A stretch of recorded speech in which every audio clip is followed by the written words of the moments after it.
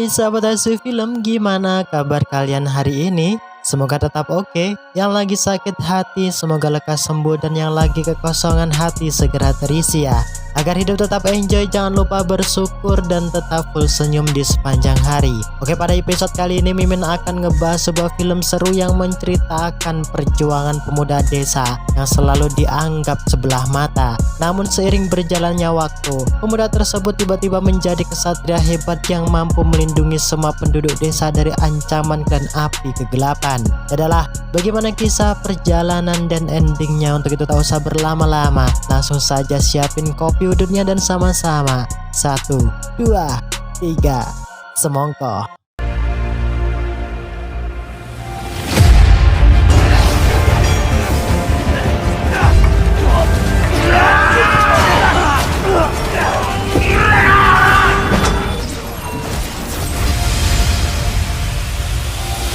Sebuah kuil leluhur alam dewa inilah film pun dibuka. Kita diperkenalkan akan sosok si pendekar tua yang sedang melakukan meditasi guna meningkatkan kemampuan kanuragan ilmu spiritualnya. Ia bernama Master Yu. Merasa mendengar suara rintihan, Master Yu bergegas pergi untuk mengeceknya. Dan benar saja, di altar leluhur alam dewa inilah Master Yu melihat keberadaan si wanita cantik yang sedang tertatih terluka di bagian paha putihnya. Berfirasat jika wanita yang menggodanya bukanlah wanita baik, tentu dengan penuh sigap ia berwaspada dengannya. Ya, di sini akhirnya terbongkar jika wanita yang baru ia tolong merupakan si siluman ular yang sedang mencari gaman legendaris yang tersimpan di dalam kuil.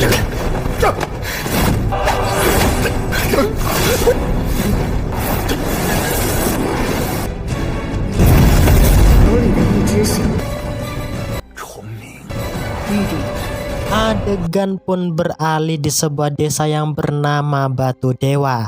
Nampak terlihat seorang gadis dikejar oleh para pemuda desa karena gadis tersebut dianggap sebagai anak haram. Di sini Yu'er diintimidasi oleh Lu Xiuhe dan para kerabatnya sambil berkata jika Yu'er ialah gadis siluman. Tak terima melihat adiknya diintimidasi, Erlang, kakak Yu'er dari arah belakang tiba-tiba melesat menghajar Lu Xiuhe dan yang lainnya. Erlang yang tak ingin melihat Yu'er kembali mendapat perlakuan yang tak baik. Ia mengancam mereka dengan mengatakan, aku bisa lebih kejam dari hal yang usai saya lakukan pada kalian.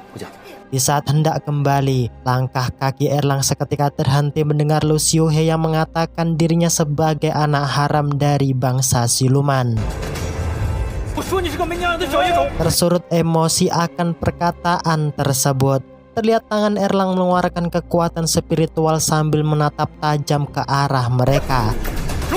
Yang untungnya tindakan tersebut dapat dihentikan oleh seorang pak tua yang tak lain ialah ayah kandungnya.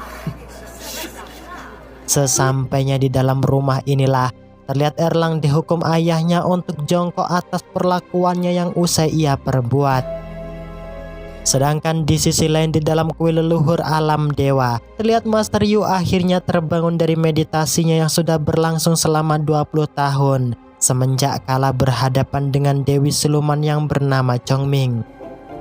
Sadar jika usianya yang sudah semakin tua, Master Yu mulai mengeluarkan pusaka cermin langit agar dapat mencari orang yang tepat untuk ia jadikan sebagai muridnya.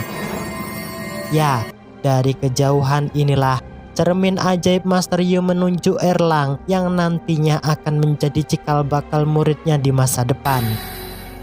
Yu'er yang sedang menemani kakaknya, tiba-tiba ia mendengarkan suara desisan berhawa aneh berada di dekatnya. Penasaran akan hal tersebut, Yu'er mengajak Erlang untuk bergegas pergi melacak sumber suara desisan berasal. Berkat kelebihan indera pendengaran Yu'er yang tajam, akhirnya mereka berhasil menemukan titik sumber suara desisan yang ternyata hal itu ialah tindakan si siluman yang sedang mencuri bayi untuk ia gunakan sebagai ritual pemulihan energi spiritual. Tak ingin hal tersebut terjadi, Erlang berusaha mengejar untuk dapat merebut bayi yang dibawa oleh si siluman tersebut. Mendengar suara keributan, Lucioi bersama kerabatnya mencoba untuk mengecek memastikan kondisi sekitar. Dan benar saja, di sini dirinya sangat terkejut melihat kakak iparnya yang sudah tak berdaya sambil berkata jika anaknya usai dicuri siluman. Erlang yang tak ingin kehilangan jejak, ia pun berusaha tetap mencarinya sampai masuk ke dalam hutan. Ya, dengan secara tiba-tiba dari arah belakang, Erlang terlilit diserang oleh si siluman ular piton yang amat ganas. Menganggap jika pemuda di hadapannya tak memiliki nyali, tentu dengan tertawa bahagia, si siluman tersebut berkata jika mereka akan ia jadikan sebagai santapan makan malamnya. Sadar jika mereka ialah manusia berdarah dewa, Nona Yun yang tak ingin binasa, ia memilih untuk kabur meninggalkan tempat tersebut. Seusai kejadian tersebut, sang ayah yang sekaligus tabib desa yang mengobati anaknya Erlang yang terluka. Namun di sini terlihat Erlang sangat marah terhadap ayahnya, sebab sampai saat ini ayahnya masih menyimpan rahasia tak memberitahu siapa sebenarnya ibu kandungnya. Tentu, di sini Erlang tetap mendesak agar ayahnya dapat memberitahu siapa dan di mana keberadaan sang ibu. Dengarkan desakan tersebut membuat sang ayah malah berbalik marah pada Erlang serta menyuruhnya untuk diam.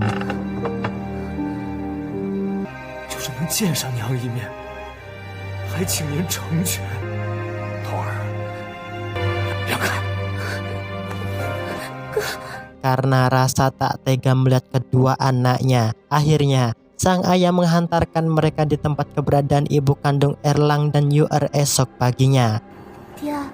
Di tempat Gunung Segel Dewa inilah Yaoji, ibu kandung Erlang yang merupakan dewi penjaga alam, bertaruh nyawa berjuang dengan menyegel Chongming, si ratu klan api kegelapan, demi keamanan dan ketentraman alam dunia. Tentu tindakan tersebut sudah Yaoji lakukan selama 20 tahun semenjak Erlang baru lahir. Di sini sang ayah Erlang melanjutkan ceritanya, di mana dulu 20 tahun yang silam di saat dirimu baru lahir, ibumu pergi menjalankan tugas mulia untuk melawan ambisi Chongming, sang tetua klan api kegelapan yang berkeinginan besar mendapatkan pusaka mutiara dewa. Dalam keadaan terdesak dan tak lagi mampu melawan kesaktian Chongming, untungnya Yaoji datang tepat waktu menggagalkan ritual penyatuan pusaka mutiara dewa dengan telur sakti yang merupakan wujud dari anaknya Yu'er.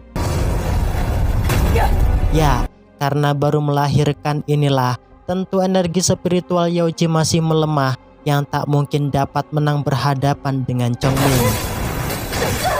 Meskipun hal sedemikian, Yaoji yang tak memiliki pilihan lain, akhirnya ia mengeluarkan segala kemampuannya mengeluarkan segel 5 unsur, angin, darat, api, bahkan air yang ia gabungkan untuk dapat mengalahkan Chongming.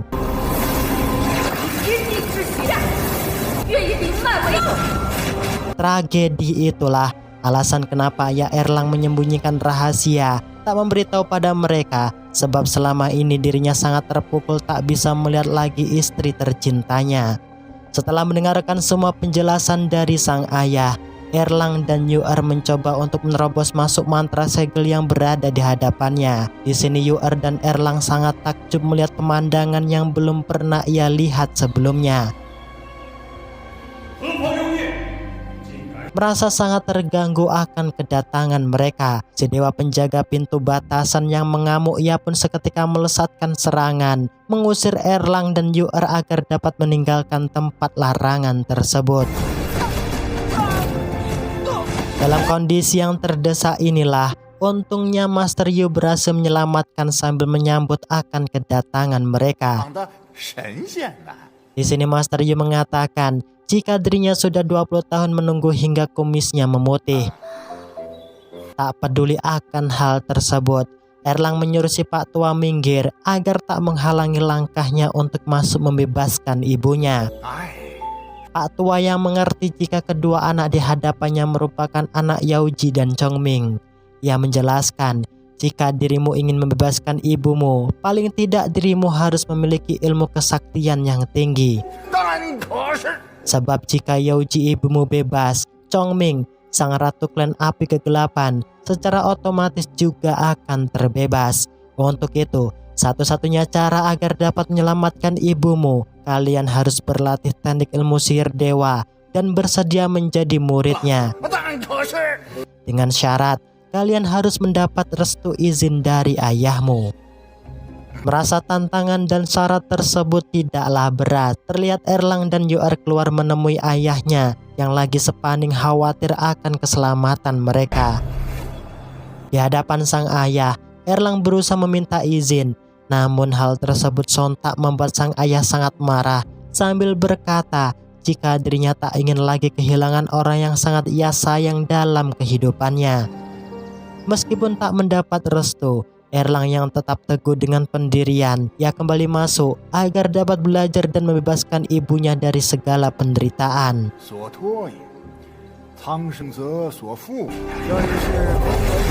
Sedangkan di sisi lain di dalam markas klan api, terlihat Nona Yun mengeluarkan kemampuannya berkomunikasi dengan Ratu Chongming jika dirinya usai melihat seorang gadis yang sangat ia yakini anak tersebut keturunan klan api. Dengar akan kenyataan tersebut, Chongming seketika tertawa senang di hadapan Yaoji sambil mengatakan jika tak akan lama lagi dirinya pasti akan keluar. Master Yu yang tak memiliki waktu lama, ia mulai menguji kemampuan Erlang dengan 3 tahapan. Dimana jika Erlang mampu dan berhasil melewati ketiga ujian darinya, maka Erlang resmi diangkat sebagai muridnya. Namun, jika hal itu nihil tak berhasil ia lakukan, maka tak akan ada kesempatan baginya untuk bertemu bahkan berjumpa dengan ibunya. Ya, di sini Master Yu menyuruh Erlang mendaki sampai di puncak tebing dengan batasan waktu 30 menit. Dan harus kembali sebelum dupa suci miliknya habis terbakar. Dengan penuh kehati-hatian serta pendirian yang teguh, terlihat Erlang terus mendaki tebing tersebut yang tanpa ia sadari, rambut jenggot di dagunya pun tumbuh dengan subur dan beruban. Bahkan dari musim ke musim pun terus berganti, yang membuat dirinya merasa lelah dan hampir putus asa.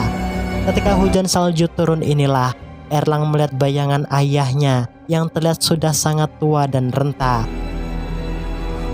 Di sini, Erlang sangat menyesal mensedih karena tak bisa menjadi sosok anak yang berbakti.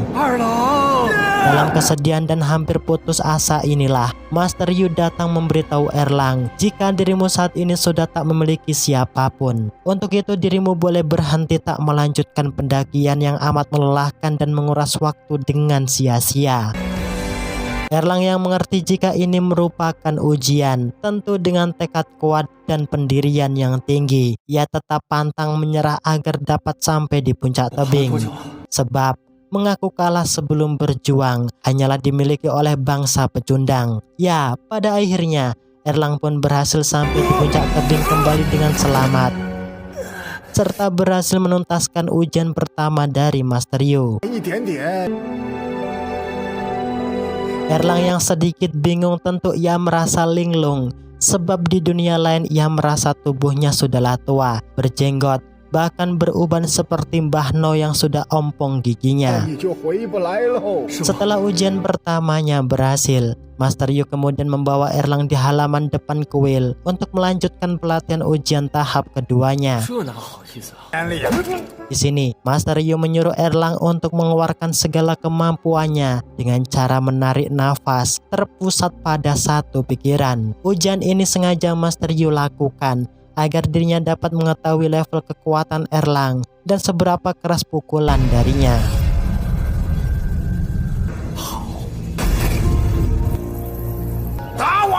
Karena kekuatan Erlang di luar dugaan, untuk menutupi rasa malu, Master Yu seketika berpamitan pergi dari hadapannya. Memasuki ujian tahap kedua inilah, Master Yu kemudian menyuruh Erlang menerobos masuk mengambil pusaka tongkat legendaris yang berada di altar leluhur Sekte Kunlun. Dengan ditemani Yu inilah terlihat Erlang mulai mendekati pusaka tongkat legendaris yang sudah ratusan tahun tertancap di sana. Namun, di saat hendak mencabut, di waktu yang bersamaan, Erlang dan Yu dikejutkan kemunculan monster anjing raksasa yang terkenal akan keganasannya. Erlang yang tak ingin gagal, dengan penuh keyakinan, ia pun melesat mengeluarkan pukulan Brojo Musti yang baru ia kuasai. Nah, disinilah Master Yu sangat bangga melihat Erlang yang berhasil menuntaskan ujian tahap pertama dan keduanya. Sebelum memulai ujian tahap ketiga, Master Yu menyuruh mereka untuk pulang menjenguk ayahnya di rumah. Tentu dengan pasti sang ayah sangat merindukan kedatangan kalian. Setibanya di rumah, nampak sang ayah menutupi rasa rindu pada mereka. Erlang yang tak ingin menjadi anak durhaka yang tak berbakti, yang mengatakan maaf di hadapan ayahnya. Karena semua demi kebaikan, sang ayah menyuruh mereka untuk tetap semangat. Erlang yang sudah tak sabar menanti ujian tahap ketiga. Esok harinya ia kembali mendatangi Master Yu agar dapat dengan segera melatih dirinya untuk sampai di tahapan terakhir. Master Yu yang melihat jiwa Erlang belumlah stabil. Ia memberitahu mengatakan di hadapan Erlang, jika di tahapan ketiga ini dirimu tak bisa mengendalikan diri, maka hati dan ragamu akan dikuasai iblis. Tak berselang lama malam harinya, Yu dengan tak sengaja melihat Master Yu yang sedang kebingungan mencari sesuatu barang miliknya. Tanpa rasa ragu dan curiga, Yu menyapa dan menunjukkan letak pusaka cermin sakti berada. Merasa jika misinya berjalan dengan mulus, Master Yu palsu yang tak ingin kehilangan kesempatan. Dengan tergesa-gesa dirinya menemui Erlang yang sedang mengelap pusaka tombaknya di kamar. Di sini Master Yu palsu mengatakan di hadapan Erlang bahwa ujian tahapan ketiga, dirimu cukup fokus menatap pusaka cermin sakti yang ia bawa. Nah, di dalam alam dimensi lain, Erlang dikejutkan kemunculan sosok hantu jahat yang berkeinginan menguasai jiwa Erlang. Dengan melihat kemampuan Erlang yang masih lemah, di sini sosok hantu jahat mendoktrin Erlang dengan mengatakan jika diriku bisa membantumu untuk melepaskan penderitaan ibumu yang terkurung selama puluhan tahun. Terlena akan hal tersebut membuat Erlang seketika tak berdaya di hadapannya. Karena misinya belumlah tuntas, Nona Yun kembali menghampiri Yu untuk ia bawa pergi.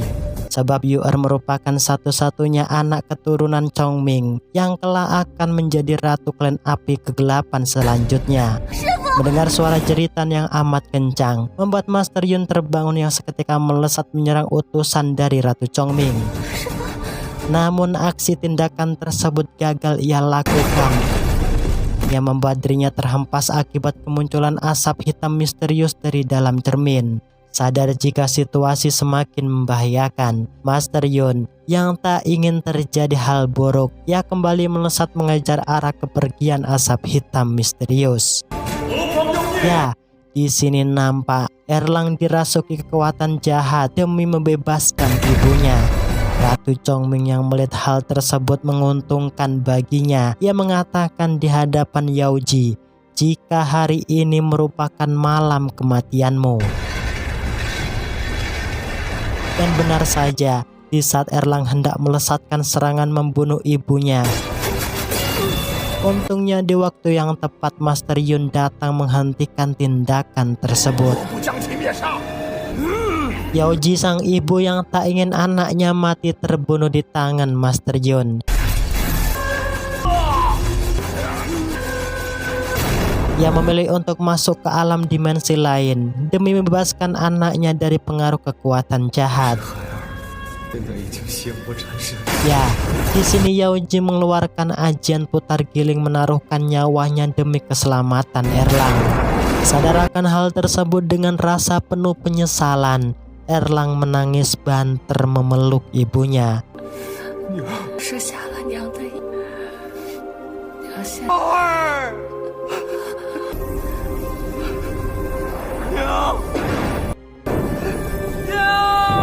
Atas kesalahpahaman itulah di hadapan Master Yun, Erlang yang marah besar ia mengatakan menyesal berlatih menjadi muridnya. Sadar jika hal tersebut merupakan kecerobohan yang fatal, Master Yun meminta maaf di hadapan Erlang sambil mengatakan memberitahu jika saat ini Ratu Chongming klan api kegelapan sudah terbebas yang membuat dunia diambang ancaman. Tak peduli akan hal tersebut, dengan nada lantang atas rasa kecewaan, Erlang pergi dari sana. Sedangkan di sisi lain di dalam markas klan api kegelapan, terlihat Ratu Chongming menghampiri putrinya sambil memberitahu Yu'er jika dirimulah satu-satunya penerus tunggal klan api kegelapan. Yu'er yang bingung serta tak ingin melihat ayah dan kakaknya dalam bahaya. Ia meminta pada Ratu Chongming untuk dapat memberitahu keberadaannya karena dianggap sebagai musuh besar. Ratu Chongming seketika menggeretak Yu'er untuk dapat melupakan mereka semua. Begitu halnya dengan Erlang, terlihat dirinya melemparkan pusaka tombak sakti atas rasa kesedihan dan kecewa karena misinya yang tak berhasil membawa keluar ibunya dengan selamat. Tak tega melihat keadaan Erlang, sang ayah yang paham dengan perasaan anaknya, ia mencoba menasihati memberi wejangan agar Erlang tak menyanyiakan perjuangan serta pengorbanan ibunya yang selama 20 tahun menyegel Ratu Chongming kegelapan demi menyelamatkan dunia. Ratu Chongming yang memiliki dendam pribadi dengan para dewa, ia sengaja membawa Yu'er di altar leluhur klan api kegelapan agar Yu'er tahu jika hancurnya klan api tak lain ulah dari para dewa yang bersifat angkuh, tak ingin menghargai sebuah perbedaan. Dan benar saja, terlihat dari ujung langit, Ratu Chongming mulai meluncurkan serangan untuk menghancurkan desa batu dewa dan memperbudak semua manusia. Dalam situasi yang genting inilah, Master Yun dan Erlang berusaha sekuat tenaga untuk melawan menghentikan ambisi Ratu Chongming kegelapan agar dapat menyegel kembali jalur siluman iblis yang sudah terbuka.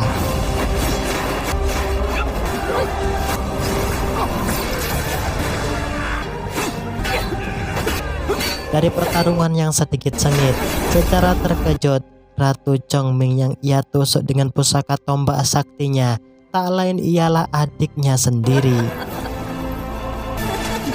Sebelum mati inilah, Erlang meminta maaf di hadapan Yu'er karena tak bisa menjaganya dengan baik. Nah, disinilah baru terungkap jika tindakan yang dilakukan Ratu Chongming dengan tega membunuh anaknya sendiri yang tak lain demi mutiara dewa yang berada di dalam tubuh Yu'er. Dengan menyerap esensi kekuatan mutiara dewa inilah, terlihat Ratu Chongming jauh lebih kuat dari sebelumnya. Erlang yang tak ingin warga desa dan seluruh penduduk bumi menjadi budak iblis di bawah kendali Chongming. Dengan penuh keyakinan, ia pun bangkit melesat dengan kencangnya.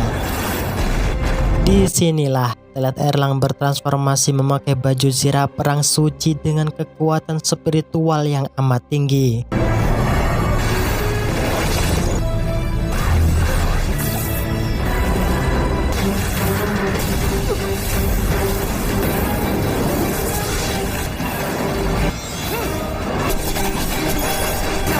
Cukup sekali hentakan, dan burung ponik api Chongming pun berhasil dengan mudah ia musnahkan. Tak berselang lama dari kejadian tersebut, terlihat semua para penduduk batu dewa sangat bangga pada Erlang, tak terkecuali gurunya Master Yun.